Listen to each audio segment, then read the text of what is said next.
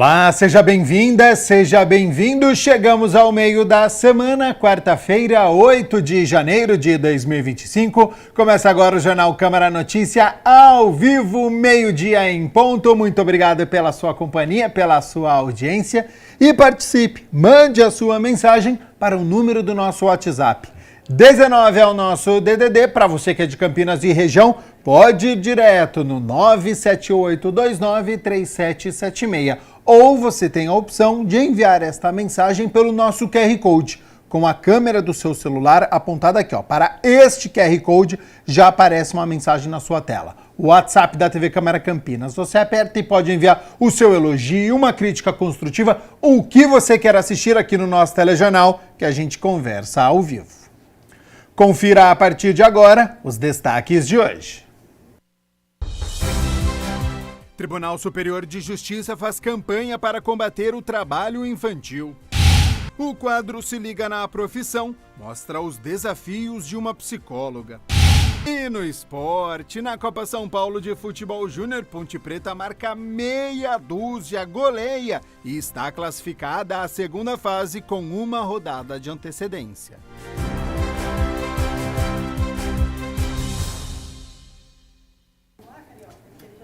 Estamos em janeiro, início do ano, é verão, está fazendo calor. E nada melhor do que uma piscina para refrescar, não é mesmo? A cidade de Campinas conta com 11 piscinas públicas. O nosso repórter Rafael Turati está em uma delas, acredito que do lado de fora, e vai nos contar como o morador aqui da cidade faz para poder utilizar, quais são os horários de funcionamento. Então, seja bem-vindo. E boa tarde, Rafa.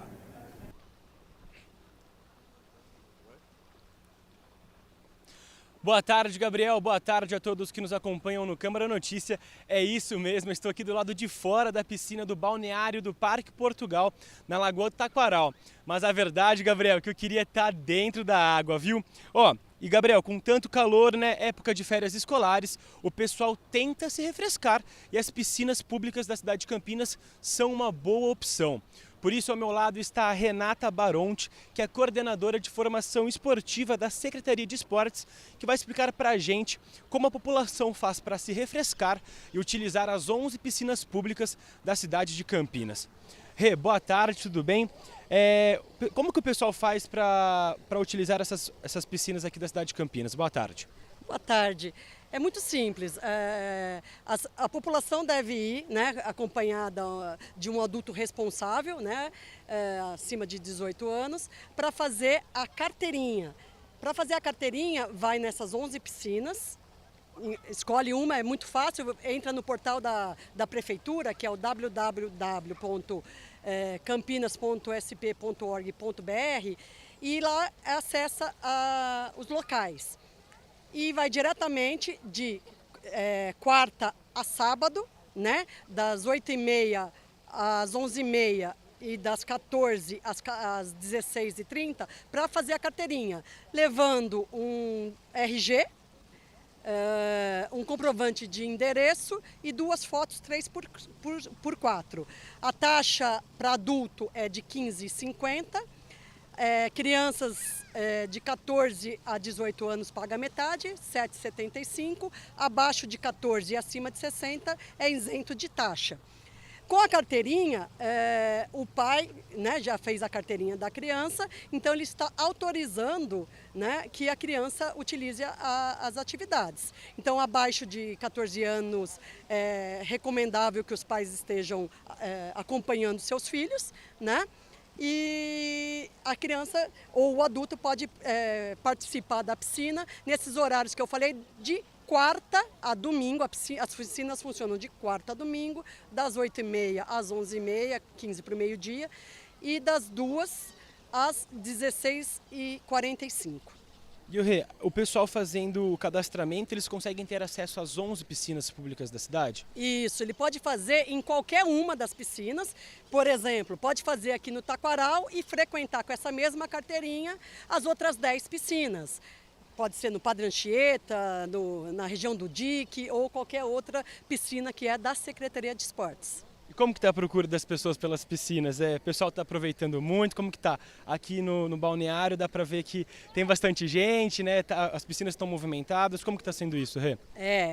Agora, hoje é o primeiro dia útil de piscina, né? Desse ano, né? Apesar que teve quinta e sexta, mas vamos falar de janeirão mesmo. E a procura sempre em janeiro é muito intensa do público espontâneo para o lazer, né, para participar. As crianças estão de férias, alguns pais estão de férias, os adultos estão de férias. Então eles podem utilizar a piscina, tem espaço livre para nadar e a piscina é grande, dá para todo mundo se divertir. E pessoal, a gente ouviu algumas pessoas que estão usufruindo das piscinas e vamos ouvir o que eles falaram. Muito bom, a gente tenta vir pelo menos umas 2 vezes na semana, tem a piscina aqui, a gente faz a carteirinha, né? E a gente tem esse espaço aqui bem gostoso para aproveitar com ela, ainda mais nas férias agora, né? Muito bom. Ainda mais está nesse calorão, né? Sim, muito quente, Campinas é quente, né? Então dá para aproveitar bastante. E o legal da cidade ter esses espaços, né, para a população, para os moradores usufruírem? Eu sou nova em Campinas, né, e aqui eu vim de outra cidade, então eu descobri aqui e achei muito legal porque a gente paga uma taxa básica, né, para poder usufruir e eu achei muito interessante mesmo. Eu trago as meninas e tem as aulas também, né, que você pode fazer. Eu tenho aproveitado bastante. Esses dias está muito calor, aí a gente veio aqui, né, ficar no Taquaral no clube para passar o dia, as férias também aqui na piscina, né, que esses dias está bem calor mesmo. E aí, é tudo de bom? Como que é? Sim, é muito bom aqui, dá para aproveitar bastante. Tem raso, fundo para as crianças também é muito bom para a família, assim. É só fazer a carteirinha e tal e pronto. Vale a pena? Vale muito a pena. Vale muito. Até o final das férias escolares vai vir quase todo dia para cá? Vou muito. Muito bom, né? Para quem não tem condições de ir numa piscina particular, que é muito bom. O preço é acessível pela prefeitura. Então pode vir todas as pessoas de 0 a 70, 80 anos. Né? E a qualidade da piscina é muito boa, porque eu frequento aqui, ela vem desde 2 anos, 3 anos, ela aprendeu a nadar aqui e tudo. É muito bom, muito ótimo. Está sendo maravilhoso esse ano porque melhorou bastante a higiene da piscina. Gabriel, como você pôde ver, o pessoal de casa pôde ver, o pessoal está curtindo essas férias de janeiro, as férias escolares aqui nas piscinas, né? O pessoal está aproveitando muito. E voltando aqui com a Renata, Rê, vale ressaltar que todas as piscinas, né, as 11 piscinas, possuem salva-vidas, né? Sim, o salva-vidas é obrigatório em todas as piscinas, por isso que a gente sempre pede também, apesar de ser obrigatório e sempre ter um salva-vidas, que os pais acompanhem suas crianças, tá? Então é muito importante na atividade aquática, na diversão, para não ter nenhum problema, que os pais acompanhem as crianças e fiquem de olho para ajudar o trabalho do salva-vidas. E para quem for utilizar as piscinas, tem algumas recomendações? Olha, é sempre importante usar um protetor solar, né? No sol, usar um boné, porque assim, a gente não pode esquecer da prevenção do câncer de pele também, né? E assim, é importante que na piscina tem que vir com sunga para homem e biquíni ou maiô para mulher. As camisas UV específicas podem ser utilizadas, tá? Mas o ideal é que não venham com roupas. Tá? A hidratação também é importante, né? Com esse calorzão. Sempre se hidratar, né? Apesar de ser água, a gente acha que está dentro d'água, que está tudo bem, está refrescando. Não, o sol está aqui, ó, o sol está a pino e a hidratação é muito importante. Rê, muito obrigado então por todas essas informações, viu? Eu que agradeço. Boa tarde. Boa tarde. Olha, Gabriel, então só relembrando o funcionamento das 11 piscinas públicas daqui do município, elas funcionam de quarta-feira a domingo, na parte da manhã das 8h30 até às 11h30 e na parte da tarde das 2h da tarde até às 4h30. E é uma grande oportunidade, né? Como a Rê falou, é fácil fazer o cadastro da carteirinha, paga uma taxa básica, adulto 15,50 e crianças de 14 a 18 anos, 7,50. 65, crianças menores de 14 anos e pessoas acima de 60 anos não pagam, é fácil, é gostoso também vir aqui curtir, é um momento com a família, é tudo de bom. Gabriel, volto com você aí no estúdio. Tem que aproveitar mesmo, viu? Muito obrigado, Rafael Turati, pelas informações. Claro que eu agradeço também a disponibilidade do tempo da Renata Baronte com a nossa equipe, ela que é a coordenadora de formação esportiva, por contar como funcionam, então, as piscinas públicas aqui da nossa cidade. Bom, a gente segue com as notícias da metrópole. O trabalho infantil é uma grave violação de direitos fundamentais de crianças e adolescentes. Por isso, se você souber de alguma situação, não se cale, denuncie e acompanhe esta reportagem.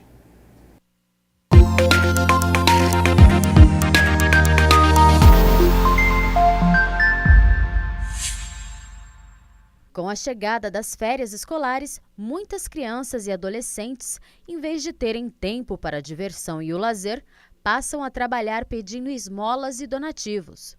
O trabalho infantil é uma grave violação de direitos fundamentais de crianças e adolescentes. Por isso, o Tribunal Superior de Justiça promove todos os anos uma campanha para combater o trabalho infantil. É importante saber que as férias escolares servem para as crianças descansarem ou fazer atividades esportivas ou qualquer outra atividade complementar do seu dia a dia. Não pode ser usada para o trabalho infantil.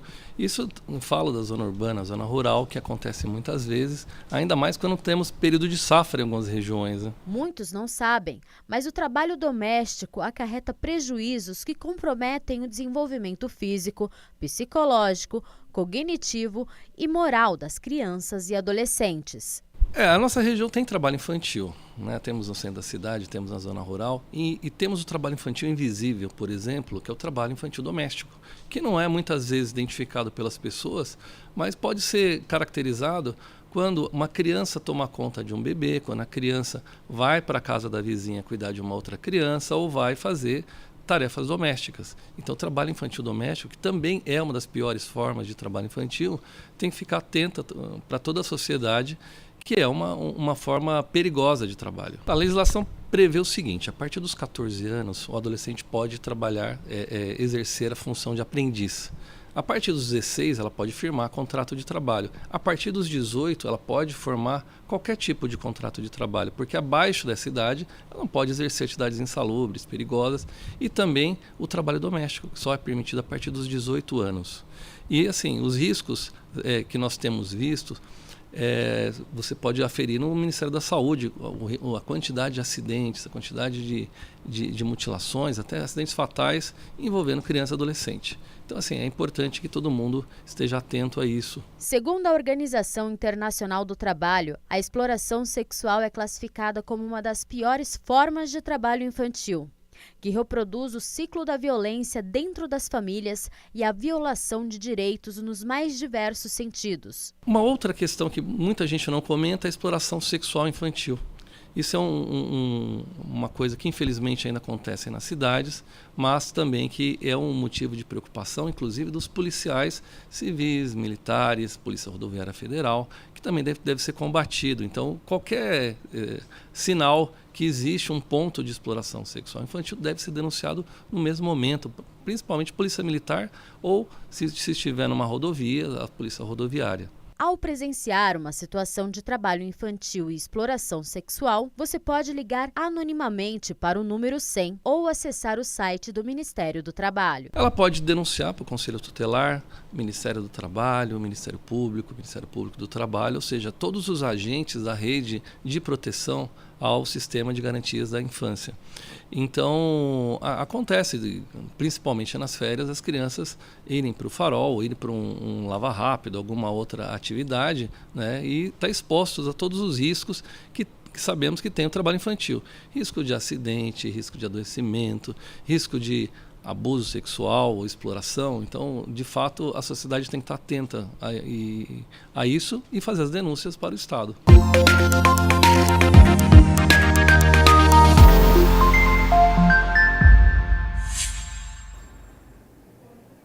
Meio-dia mais 15 minutos, muito obrigado pela sua companhia, pela sua audiência. Estamos ao vivo nesta quarta-feira e vamos com as notícias do Legislativo, porque o ex-vereador Jair da Farmácia destinou recursos significativos através das emendas impositivas para as áreas da saúde, Fundo Municipal de Assistência Social e Educação. O ex-vereador Jair da Farmácia detalha o destino das emendas impositivas protocoladas por ele ao orçamento 2025. Entre os quase 1,5 milhão destinados ao setor, o Hospital Maternidade de Campinas ficou em destaque com 500 mil para o investimento. A qualificação da assistência materno-infantil é muito importante para assegurar os direitos das mulheres e das crianças, trazendo assim um atendimento mais seguro, humanizado e de qualidade. É a casa dos recém-nascidos. Então eu pensando nas crianças, inclusive os meus filhos nasceram lá. Então eu pensei, porque na época não tinha tanto recurso. E eu pensei nessa emenda, por isso que eu encaminhei. O ex-parlamentar também destinou na mesma área um montante de mais de R$1 milhão ao Hospital Irmãos Penteado, para a adequação da estrutura e do ambiente. Na época, um conhecido meu estava muito mal, então foi encaminhado lá e os Irmãos Penteado quase não tinha recurso, eu observei. Então o doutor Murilo me atendeu muito bem. Então, devido a isso, eu tive a opção de mandar esse 1 milhão. Desde 2023, os vereadores podem destinar até 1,2% do orçamento municipal através do chamado orçamento impositivo, conforme previsto na Lei Orgânica do Município de 2021. Projetos de outras áreas também foram escolhidos pelo ex-parlamentar, como a Secretaria Municipal de Transporte, Fundo Municipal de Assistência Social, Secretaria Municipal de Esportes e Lazer e Secretaria Municipal de Educação, para a aquisição de livros que visem a educação antirracista. A ideia do livro é para que combatesse o racismo. Foi por isso que eu mandei essa emenda. Dividido, 250 para o fundamental e 250 para o ensino infantil. O presidente da Comissão de Ciência e Tecnologia aqui da Câmara Municipal de Campinas, o vereador Gustavo Peta, analisou o trabalho realizado no último biênio 2023-2024. A Comissão de Ciência e Tecnologia, presidida pelo vereador Gustavo Peta, realizou em 2023 4 reuniões e outras 4 neste ano de 2024. Olha, primeiro que a Comissão de Ciência e Tecnologia na Câmara de Campinas tem um papel muito importante, né? Campinas é uma das principais cidades na área da ciência, da tecnologia, pela presença da Unicamp, a presença do CNPEM, o Projeto Sirius e agora futuramente o Projeto Orion, os institutos estaduais que nós temos aqui como o IAC. Então Campinas tem uma centralidade na área da ciência e da tecnologia do país. Isso tem um impacto tanto na produção de pesquisa, de conhecimento, como também na geração econômica, na geração de empregos, de oportunidades. Entre os assuntos, um debate sobre os impactos da extinção da Superintendência de Controle de Endemias. Outra reunião debateu o Complexo Ferroviário de Campinas e o Instituto Federal Metropolitano. Então a comissão procurou ao longo desses anos debater os grandes temas, os temas que têm bastante impacto, que são muito importantes para a cidade. Então nós discutimos a conquista do Projeto Orion, que vai ser um grande investimento de um laboratório de segurança máxima que vai ficar acoplado ao acelerador de partículas, que é o Projeto Sirius, lá no CNPEM. Nós tivemos também uma discussão importante sobre o Instituto Federal e a sua possibilidade de expansão na região metropolitana e também em Campinas. Há uma proposta sendo construída de ter um Instituto Federal no centro da cidade e ali no complexo ferroviário. Então são vários temas importantes que impactam na cidade ligados à ciência e tecnologia. Também fizeram parte da comissão os vereadores Cecílio Santos, Arnaldo Salvetti, Mariana Conte e Fernando Mendes. Recentemente também um debate sobre uma proposta do governo do estado de vender parte da fazenda Santa Elisa, que é uma fazenda hoje que o Instituto Agronômico cuida e que é responsável por pesquisas muito importantes, as principais pesquisas, por exemplo, sobre o café no Brasil estão concentradas ali e nós fizemos uma reunião para repudiar e para organizar um movimento contrário à venda de parte da Fazenda Santa Elísia. Então foram vários temas, projetos aprovados e também acompanhamos aqui a visita e a vinda da ministra de Ciência e Tecnologia na cidade, que veio por algumas vezes, inclusive em uma das vezes com o presidente Lula no projeto Sirius lá no CNPEM. Então, eu acho que nós cumprimos a nossa missão e espero que nos próximos anos a comissão continue muito ativa para aproveitar ao máximo esse potencial de Campinas na área da ciência e da tecnologia, compartilhando isso para todos os campineiros e campineiras. O vereador Edson Ribeiro está eleito para o 4º mandato consecutivo. Informações, curiosidades do vereador, você confere agora no perfil. Edson Ribeiro, do partido União, recebeu 6.129 votos e está eleito para o 4º mandato consecutivo. Tem 66 anos. Nasceu em Campo do Meio, Minas Gerais, em abril de 1958 e mora em Campinas desde 1976. Casado, pai de 4 filhos, atuou até 2011 no setor varejista. Morador da região do Campo Grande desde 1982. Entrou na política porque sempre procurou os órgãos públicos para fazer reivindicações, inconformado com as demandas não atendidas e com a desigualdade social da região. É vereador em Campinas desde 2013. Na última legislatura, 2021-2024, foi o presidente da Comissão Especial de Honraria e membro da Comissão Permanente de Políticas de Prevenção às Drogas. O vereador Eduardo Magoga está no 3º mandato, o 2º como titular. E você confere o início do parlamentar na carreira política, a profissão, o trabalho que ele realiza no perfil. Eduardo dos Reis Magoga, também conhecido pelo apelido de Du Tapeceiro, foi eleito para a legislatura 2025-2028 com 4.780 votos para o 4º mandato, o 3º como titular. Nascido em Jundiaí em 3 de setembro de 76, é comerciante, casado e atua na região da Vila Padre Anchieta, onde é conhecido por ter uma tapeçaria há mais de 25 anos. Foi candidato a vereador pela primeira vez em 2012 pelo PTB e, na ocasião, teve 2.399 votos. No pleito seguinte, em 2016, já pelo então PMDB, Magoga concorreu novamente e obteve 4.226 votos, assumindo a vaga como suplente da coligação DEM-MDB e chegou a assumir a cadeira do então vereador Campos Filho, quando este se licenciou temporariamente em agosto de 2018. Na última legislatura, Eduardo Magoga foi o presidente da Comissão de Economia e Defesa dos Direitos do Consumidor. Fernanda Souto, do PSOL, foi eleita para o 1º mandato aqui na Câmara Municipal de Campinas. Conheça a história da vereadora em mais um perfil. Fernanda Souto, do PSOL, foi eleita com 3.268 votos para o 1º mandato. É médica, servidora pública no município de Campinas e trabalhadora no Hospital da PUC Campinas. Nascida em Uberaba, Minas Gerais, é filha de uma cozinheira e um operário. Se formou em medicina pela Universidade Federal do Triângulo Mineiro, onde iniciou a militância no movimento estudantil. Foi coordenadora do Diretório Acadêmico Gaspar Viana e do Diretório Central dos Estudantes, organizando as mobilizações em defesa da educação pública e contra as privatizações dos serviços de saúde.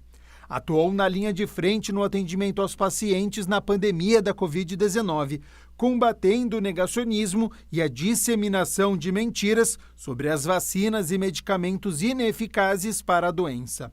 Filiada ao Partido Socialismo e Liberdade desde 2013, Fernanda tem uma trajetória marcada pela participação em diversos movimentos, como a defesa do SUS, da escola pública, do passe livre no transporte, dos direitos trabalhistas e previdenciários, dos direitos das mulheres, negros e população LGBTQIA+.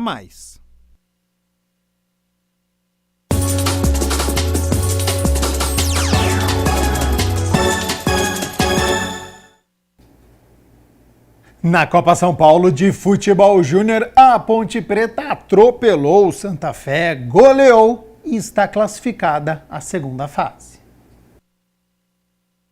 A Ponte Preta abriu o placar cedo. Aos 8 minutos, Pedrinho cobrou falta. O zagueiro do Santa Fé deu um leve desvio contra o próprio patrimônio.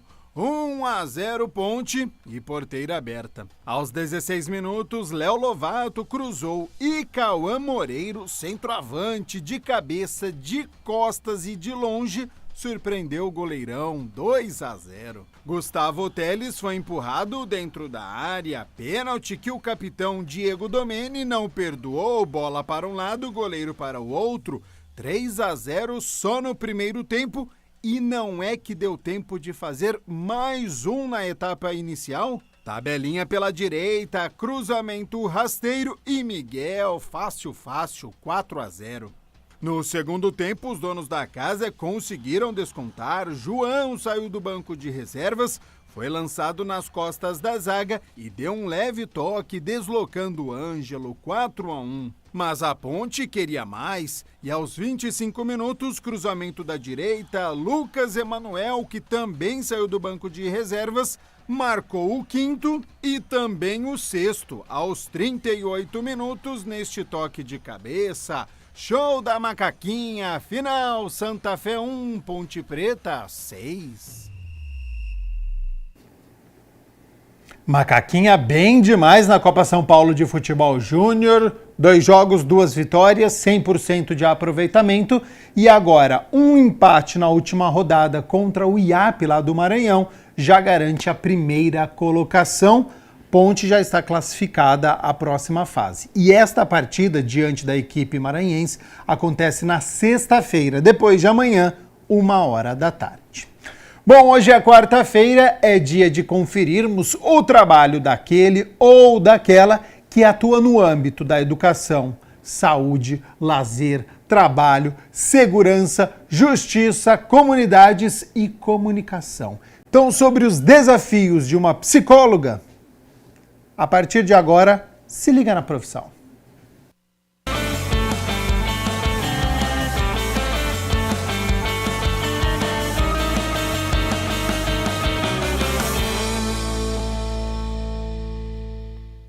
Olá, no ar o quadro Se Liga na Profissão. E a profissão de hoje é psicólogo. Então, se liga!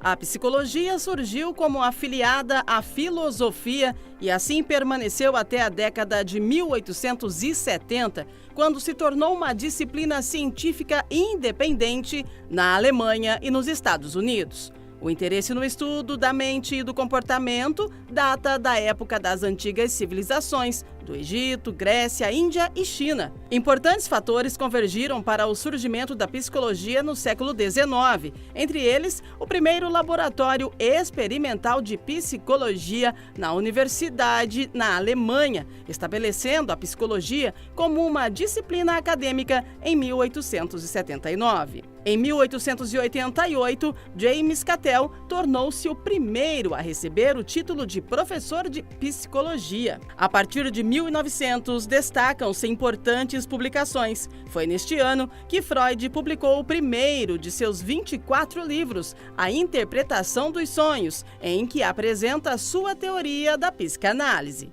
A profissão de psicólogo foi regulamentada no Brasil em 27 de agosto de 1962, com a publicação da Lei 4.119, pelo então presidente João Goulart.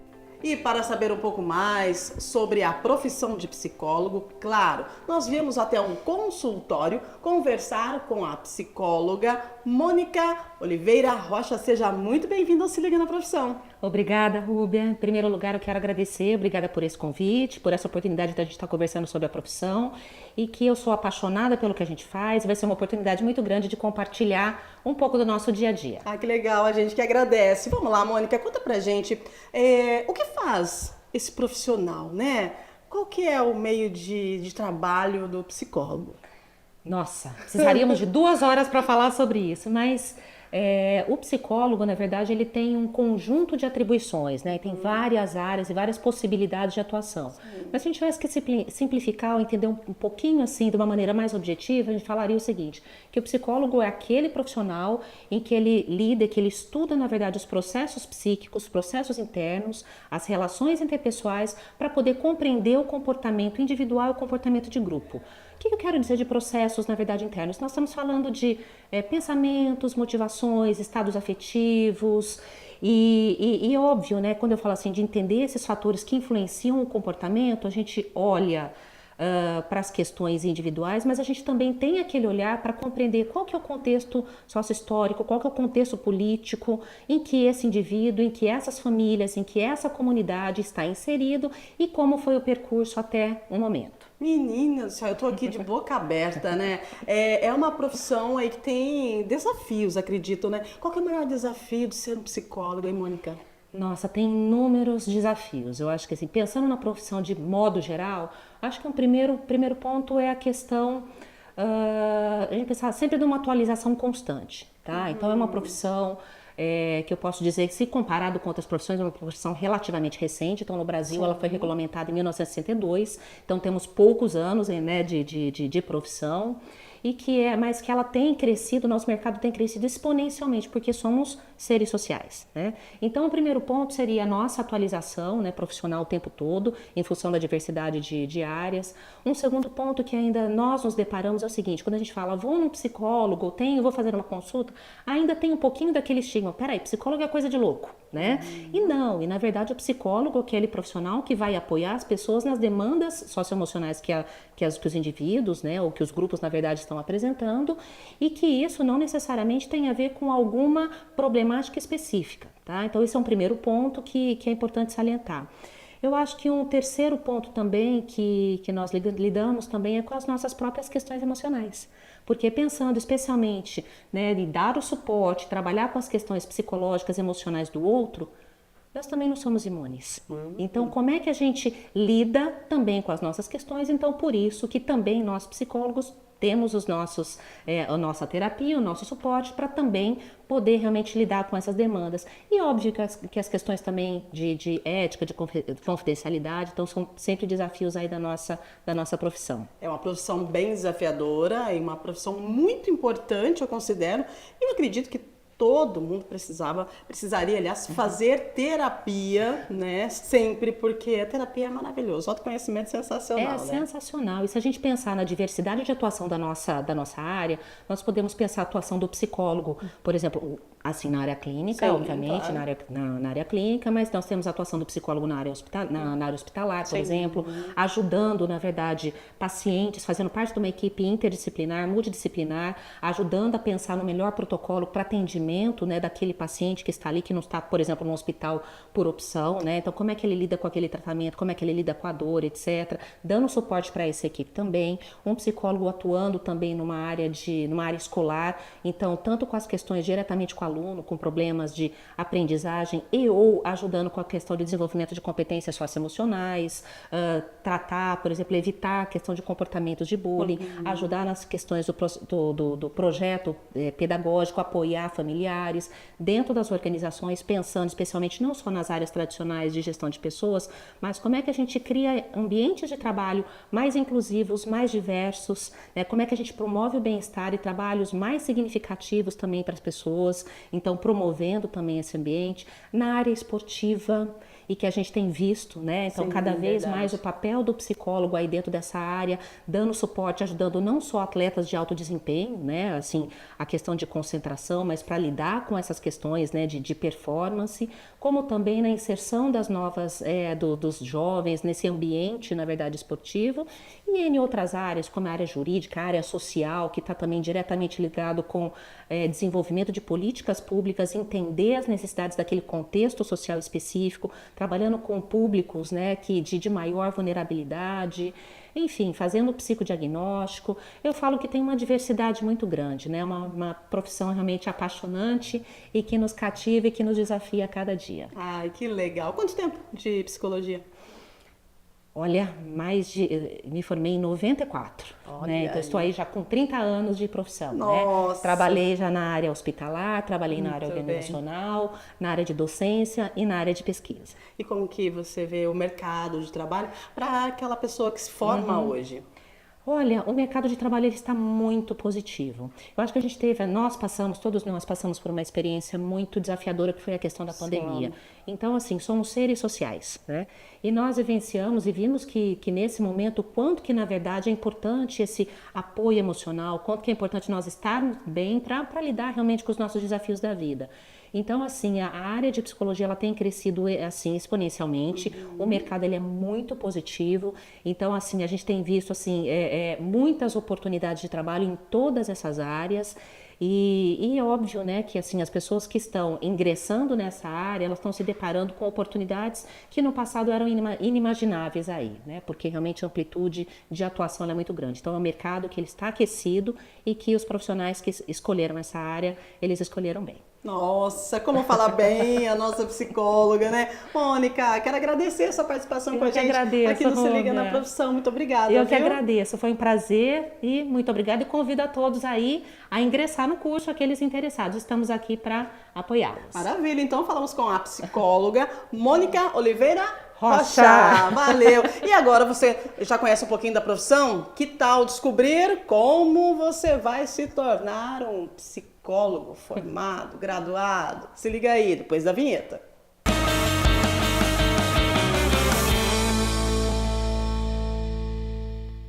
Viu só como foi rapidinho? Já mudamos de ambiente. Nós estamos aqui com a coordenadora do curso de Psicologia da Unimetrocamp, a Roseli Filizati, que vai contar para você que se interessou por essa profissão, qual o caminho que você deve seguir para ser um psicólogo. Seja muito bem-vinda. Muito obrigada pelo convite e é um grande prazer falar sobre o nosso curso, né? Maravilha. Então conta pra gente, quero ser um profissional na psicologia, né? Qual o caminho que eu devo seguir? O que eu vou estudar? Como funciona o curso? Quanto tempo tem? Bom, o curso de psicologia é um curso de graduação de 5 anos. Então, para o aluno se formar, ser um psicólogo, ele precisa estudar 5 anos. Ele pode ser que ele encontre o curso no período da manhã e no período noturno. Ele é um curso que ele mescla conteúdos teóricos e práticos, né? O conteúdo teórico prático, normalmente ele é dado na sala de aula mesmo, e a parte prática ele é desenvolvido basicamente de duas formas. Nas disciplinas extensionistas, onde o aluno vinculado com a disciplina teórica de sala de aula, é convidado a desenvolver projetos junto com a comunidade, projetos práticos, né, linkados com o conteúdo teórico. Então, por exemplo, se ele estiver tendo uma disciplina de psicologia social, ele desenvolve um projeto social. Então, ele vê a teoria na sala de aula e a prática social no projeto extensionista, na comunidade.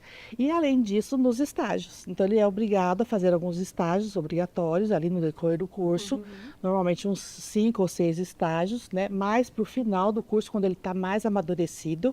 E nesses estágios, aí ele vai para a prática mesmo, inclusive para a prática clínica, onde ele vai atender, fazer o atendimento e se especializar mais numa abordagem teórica, porque a gente tem muita abordagem na psicologia e ele pode gostar mais de uma ou mais de outra. Mas ele estuda todas as possibilidades e ele sai formado de uma maneira generalista. Ele pode atuar em todas as áreas, né, da psicologia e pode atuar em todas as abordagens. Ele sai pronto para fazer essa escolha.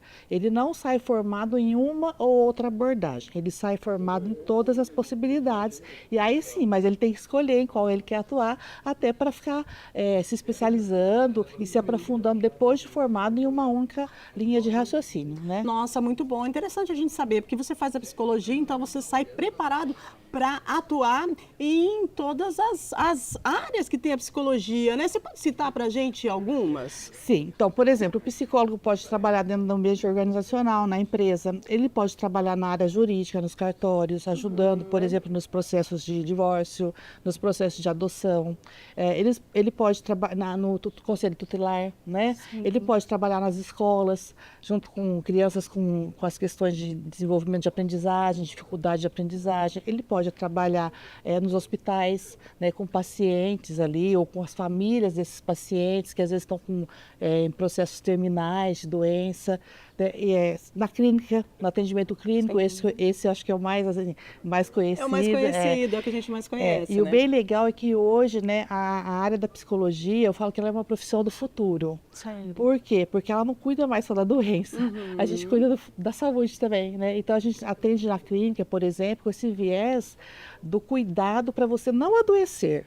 Né? E não só uma medida corretiva em cima do que já está adoecido. É uma prevenção, né? Uma prevenção, Até alguns anos atrás a gente trabalhava só na correção. Sim. Né? Tanto é que tinha um viés aí popular, psicólogo cuida de louco, né? Exatamente. Agora não mais. Do mesmo jeito que a gente trabalha na saúde física para prevenção, a gente também trabalha na saúde emocional para prevenção. Então, é uma profissão do futuro. A pandemia, ela trouxe né, um despertar para a nossa saúde física e um despertar para a nossa saúde emocional. Então, assim, tem tudo para a psicologia, né, continuar avançando enquanto uma carreira de sucesso aí para o futuro, para os próximos anos. Que legal. E você fala quando o aluno ele vai fazer continuar, depois ele vai fazer o estágio, é isso. Eu tinha esquecido a palavra, mas agora eu lembrei. Fazer o estágio, né? Aqui vocês têm uma clínica própria, onde o aluno pode estagiar, né? Sim, nós temos a clínica escola aqui dentro da instituição, né? Aqui dentro da clínica escola, ele faz o estágio voltado para o atendimento clínico, que ele é obrigatório, ele precisa fazer. Mas ele também tem que fazer outros estágios, por exemplo, no ambiente escolar, no ambiente organizacional. Então, nesses outros ambientes, ele acaba fazendo com parceiros, né? Que são parceiros da instituição, e ele vai para esses outros campos de estágio que nós falamos para fazer esses outros estágios. E dentro da faculdade, na clínica escola, ele faz o estágio clínico. E daí nós atendemos a comunidade gratuitamente, né, onde ele tem a oportunidade de aprender a fazer esse atendimento clínico. Todos os estágios são supervisionados diretamente pelos professores supervisores, que acompanham semanalmente como é que está acontecendo esses atendimentos, né, para ir orientando o aluno e cuidando desse aluno, para que ele faça o atendimento corretamente. Nossa, e você de casa, adorou o curso? Eu particularmente super gostei. Quem sabe a minha próxima profissão venha ser uma psicóloga, né? Inclusive nós temos muitos profissionais de outras áreas já formados que vêm fazer psicologia para agregar conhecimento à profissão que eles já exercem, porque entender de ser humano faz bem para qualquer profissional, né, gente? É isso mesmo. Quero agradecer a sua participação, viu como passou rapidinho aqui no nosso Se Liga na Profissão. Obrigada. Obrigada, né, pelo convite, estamos à disposição para outras oportunidades. Roseli Felizati. Ela é coordenadora do curso de Psicologia aqui da Unimetrocamp e você conheceu um pouquinho do caminho que você deve trilhar para ser esse profissional. A gente vai ficando por aqui, mas não esqueça, a gente sempre se vê aqui na TV Câmara Campinas. Valeu, Roseli. Obrigada. Grande abraço para você que está em casa e até mais. Até mais. Tchau, tchau.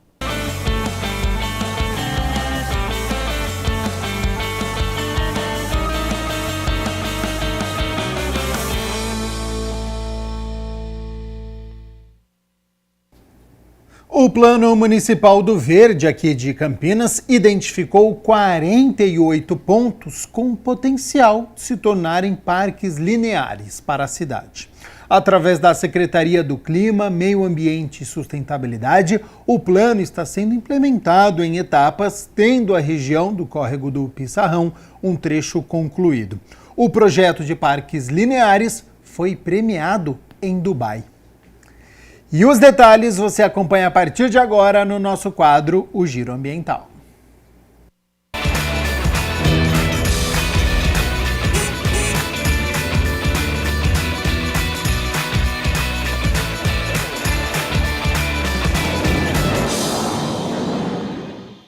Você sabia que Campinas tem um plano de implantação de 49 parques lineares definidos pelo Plano Municipal do Verde, com foco na recuperação ambiental, na inclusão social e na criação de áreas de lazer? E esse plano foi inclusive premiado. E quem vai falar um pouco mais sobre isso para a gente é o Gabriel Neves, que é engenheiro ambiental e já está aqui com a gente. Muito obrigada pela sua participação, Gabriel.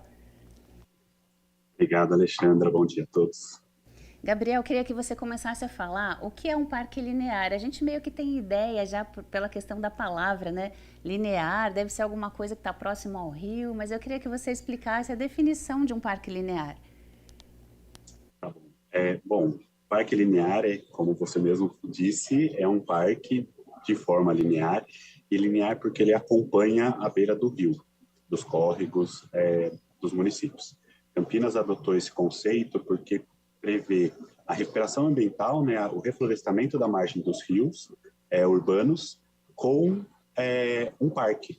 E aí esse parque é com equipamentos de esporte e lazer, de caminhada, pista de ciclovias, pista de caminhadas e outros equipamentos para que a população possa utilizar. Então, é bem próximo ao leito do rio, então o projeto é que se faça a recuperação dessas margens, dessa mata ciliar? Isso, a recuperação da mata ciliar associado ao uso social, que a gente chama. Então, é recuperar ecologicamente, né, a beira dos rios e dar o acesso a uma área verde para a população local. Antes desse plano, a gente tinha quantos parques aqui em Campinas, Gabriel? Antes do Plano Municipal do Verde, que foi publicado em 2016, a gente tinha um parque linear, que ele é o Parque Linear do Ribeirão das Pedras, né, do lado do Shopping Dom Pedro, que foi até implantado como uma contrapartida da criação do shopping, e alguns parques lineares publicados na forma de atos normativos, né, de legislação, mas que não necessariamente estavam implantados ainda. E agora a gente tem então essa projeção, essa prospecção de 49 trechos novos pela cidade. Isso, o Plano Municipal do Verde, ele fez um diagnóstico que Campinas, apesar de ter muitas áreas verdes, quando a gente olha para a área urbana, lá em 2016, a gente tinha pouca área verde para a população próxima da população dos bairros. Então, assim, essa disponibilidade de um parque como o Taquaral para aqueles que moram próximo do Taquaral, isso não configurava e era igual para o resto da cidade. E aí a gente, com a necessidade de recuperação das matas ciliares e beiras dos rios, a gente propôs os parques lineares para associar, né, como eu disse, essa recuperação ecológica com essa disponibilidade de áreas verdes distribuído pelo território. Então, são 49 parques lineares que são distribuídos por todo o território urbano do município de Campinas. Então, essa investigação, esse começo foi lá em 2016, e isso significa que a gente já tem alguns desses 49 já em funcionamento, em implantação efetiva? Sim, a gente tem, eu diria que é um projeto bem ousado, até porque são cerca de 900 hectares, né, de parques que a gente estava se propondo lá em 2016 a implantar.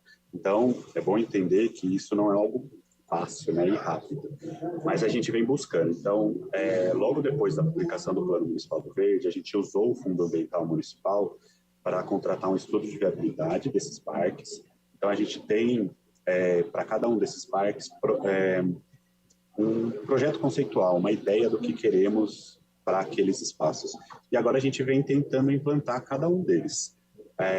6 desses parques lineares, a gente está finalizando uma licitação para a elaboração do projeto básico, também via o recurso do Fundo Ambiental Municipal, e desses 6, pelo menos 3 deles já têm recurso garantido para sua implantação via o financiamento do BNDES, que é do projeto de macrodrenagem da bacia do Ribeirão Anhumas. Então, são obras, configuram, né, obras de infraestrutura para enchentes, além de 3 parques lineares também dentro dessa bacia do Ribeirão Anhumas. Então, isso a gente está caminhando. Temos outro projeto básico que foi elaborado numa parceria com uma instituição internacional que chama GIZ, que é uma agência alemã, que via recursos do Banco Europeu de Investimento, selecionou a gente para bancar, né, para pagar um recurso técnico a elaboração do projeto básico de um parque linear. E aí outros elementos, né? A gente tem dentro da nossa legislação de novos parcelamentos do solo a obrigatoriedade de implantação de parques lineares por parte do empreendedor, né, desses novos loteamentos, como uma espécie de contrapartida, né, mas como uma obrigatoriedade desse mesmo processo de parcelamento. Nesse caso, a gente já tem 30 trechos de projetos básicos aprovados, que serão implantados pelo setor privado, 9 deles com projeto executivo e 3 trechos foram implantados. Acho que o mais famoso, vamos dizer assim, é o Parque Linear do Córrego do Sarrão, trecho 3. Ele é ali no Parque Industrial, bairro São Bernardo, e tem uma série de prédios, né, mais conhecido como região do Vila Garden, que foi implantado um parque linear lá, como uma contrapartida, né, nesse processo. E os parques lineares que estão em áreas públicas, já configuram áreas públicas, a gente vem tentando implantar cerca de metade deles, 50% desses parques, já tem alguma intervenção do poder público, como implantação de parquinhos, plantio de árvores, implantação de academias para a terceira idade. Então, temos ações, acho que mais pontuais, para cerca de metade deles. Então, Gabriel, esses empreendimentos que vão fornecer o parque como uma contrapartida, eles vão seguir as diretrizes do plano municipal, é isso? Isso, o Plano Municipal do Verde ele já definiu, né, o conceito do que é um parque linear, e quando a gente, lá na revisão do Plano Diretor de 2018, internalizou o Plano Municipal do Verde, os outros planos municipais ambientais dentro do Plano Diretor, como um sistema de áreas verdes e unidades de conservação, permitiu que a gente revisasse a legislação do parcelamento do solo, né, para garantir essa implantação, e também criar uma resolução conjunta entre nós, da Secretaria do Clima, Meio Ambiente e Sustentabilidade, a Secretaria Municipal de Transportes e INDEC, a Secretaria Municipal de Serviços Públicos e a Secretaria dos Direitos Humanos e Assistência Social. Então, é uma resolução conjunta que define critérios, né, de mobilidade, de infraestrutura, do que ter e o que pode e o que não pode ter nesses parques lineares e qual é o rito que o setor, esses novos parcelamentos precisam seguir para aprovar e implantar esses parques lineares. Legal, então vai criando um critério de qualidade para que todos tenham pelo menos um mínimo ali de exigências atendidas, né? E eu queria que você falasse então para a gente também da premiação, como é que foi? Olha, foi meio que uma surpresa, tá? Vou ser bem sincero. A gente, eu, né, como engenheiro ambiental, estou coordenando esse programa de parques lineares, e a assessora de gabinete e bióloga Ângela Viral, que assessora do nosso secretário, a gente foi representando o município de Campinas para o 12º Fórum Urbano Mundial, que é o principal fórum que pensa cidades, né? E com um foco muito em cidades sustentáveis e resilientes, por causa desses projetos e vinculações e parcerias com ONGs internacionais, como o ICLEI Brasil, e a GIZ, que eu já citei, a WRI. Quando ficaram sabendo que a gente ia participar desse fórum, a gente recebeu o convite do LiveCon Awards, né, que é a premiação LiveCon para atendimento, né, aos Objetivos de Desenvolvimento Sustentável, chamou a gente para participar dessa premiação que ocorre desde 1997. A gente escreveu o programa de parques lineares, pensando em 6 critérios que eles tinham definidos. E aí, antes da nossa ida para o fórum, que ocorreu agora no começo, entre 4 e 8 de novembro, no Cairo, Egito, a gente já tinha recebido a notícia que foi selecionado como finalista. Lá, a gente apresentou em inglês o próprio programa, né, para uma banca de 3 jurados, com cerca de 45 minutos de apresentação, com perguntas e respostas. E aí a gente foi contemplado, né, na categoria aí, que é para cidades acima de 400 mil habitantes, a gente foi selecionado como bronze. Então é um reconhecimento, né, dessa premiação, que é vinculada a algumas agências da própria ONU, mas também tem agências do Canadá, do Reino Unido, a própria cidade do Cairo também participa, como uma forma para entender que estamos no caminho certo, que esses avaliadores que pensam projetos vinculados aos Objetivos de Desenvolvimento Sustentável em cidades pelo mundo afora, entendem que estamos também atendendo esses critérios. Muito bom, Gabriel. Parabéns, então, pelo trabalho de vocês. Eu queria que você deixasse um contato à disposição para quem tiver dúvidas, quiser perguntar ou saber mais sobre esse programa.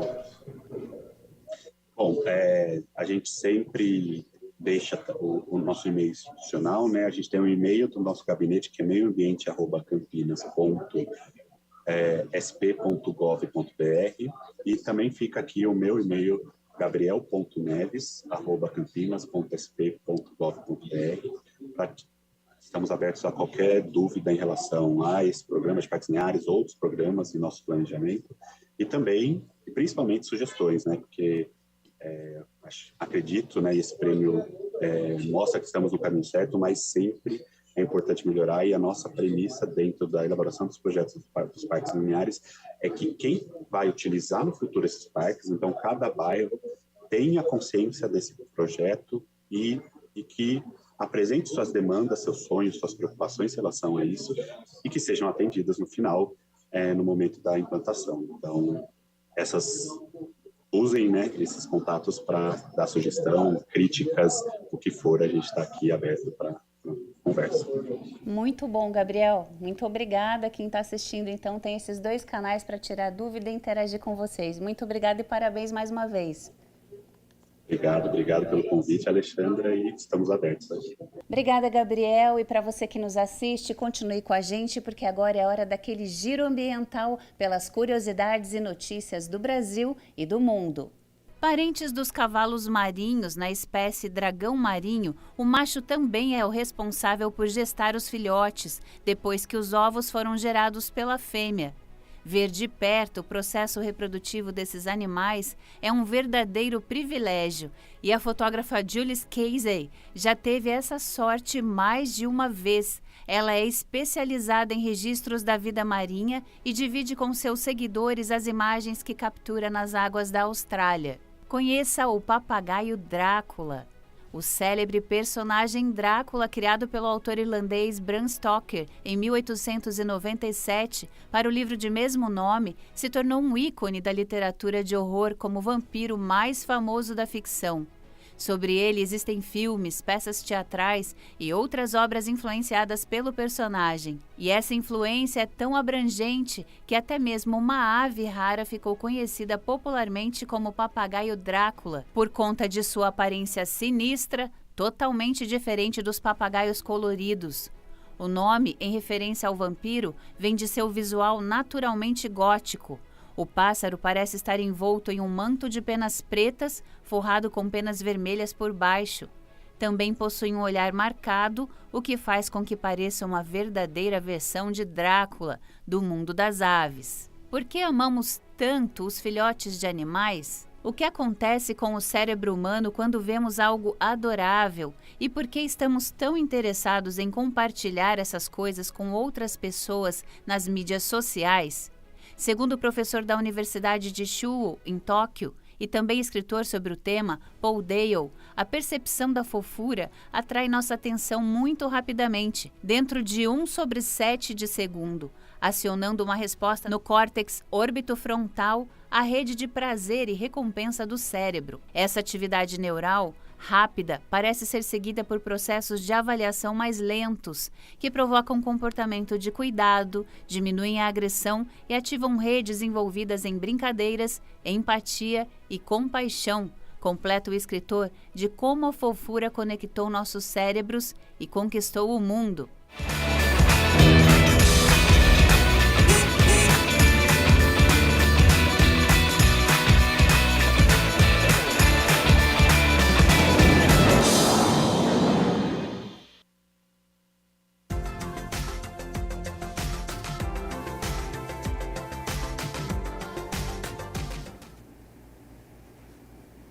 Amanhã, quinta-feira, o dia deve ser parecido com hoje. Com isso, o sol aparece entre nuvens e tem previsão de chuva para a tarde, podendo ser em grande intensidade. Portanto, muita atenção para as áreas de risco, de alagamentos aqui na cidade.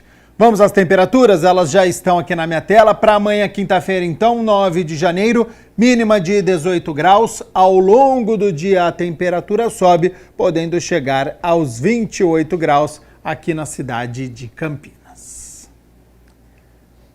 O Jornal Câmara Notícia fica por aqui. Muito obrigado pela sua companhia, pela sua audiência. Continue na nossa programação e nos vemos amanhã ao meio-dia ao vivo. Até lá. Tchau, tchau.